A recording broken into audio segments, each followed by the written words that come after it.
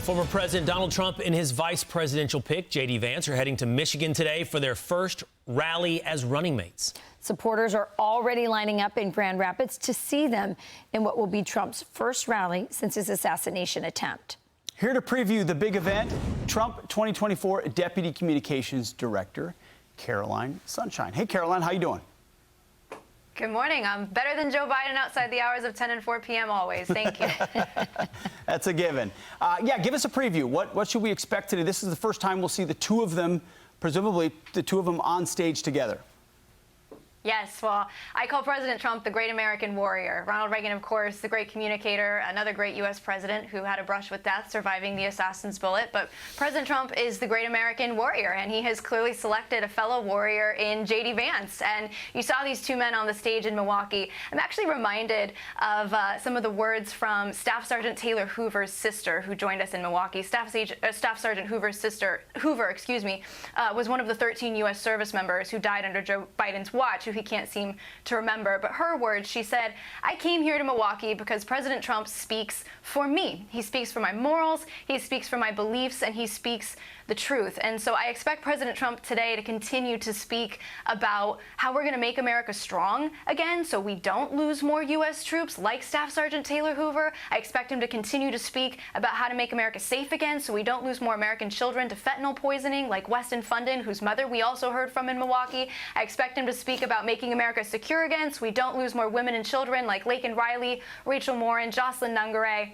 And expect JD Vance, his fellow fighter, to be right there with them. I would also add my mother is a Michigander. She herself is actually a former Democrat who has voted for President Trump twice, looking forward to voting for him again. She is going to be with us at our rally in Michigan today, and she is watching today. So, hi, Mom.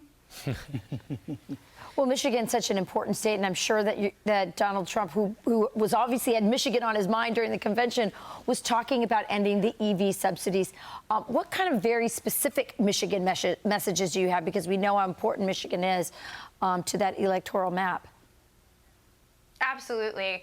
Look, we know under Joe Biden, it's been hard in all 50 states, but particularly in Michigan. President Trump has always talked about fighting for the forgotten men and women ever since he came down that escalator in 2015. And boy, are there a lot of them in the great state of Michigan. We know for the average Michigan household, it's costing about $28,000 extra a year just to afford the basic cost of living. We know that it's costing, for example, 41% of the median household's budget just to be able to afford rent and mortgage payments.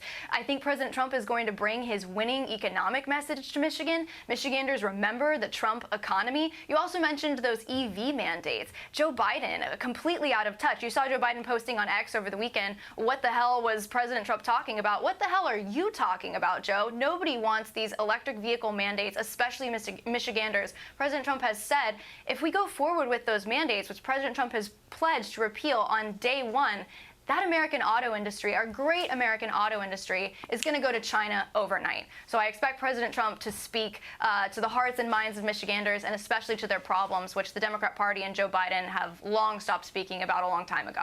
Caroline, this will be a little bit different. This will be a new kind of rally because not only will it include JD Vance, which is an added addition, but it's the first rally since an attempted assassination of Donald Trump. Now, he's given a speech, obviously, at the RNC, but I don't know how much you've had a chance to talk to him this week, but I imagine it cannot be far from his mind what happened the last time he took a stage at a rally.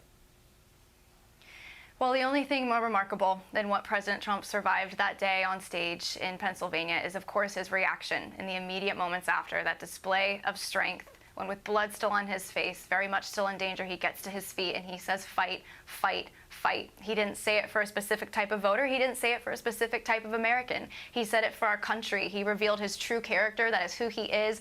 As I mentioned, President Trump has dedicated his entire time in the political arena and still continues to dedicate it to the forgotten men and women. I know the memory of Corey Comparatori will be with him today on his shoulders as he meets that big, beautiful crowd in Michigan. President Trump is a fighter. He is fearless.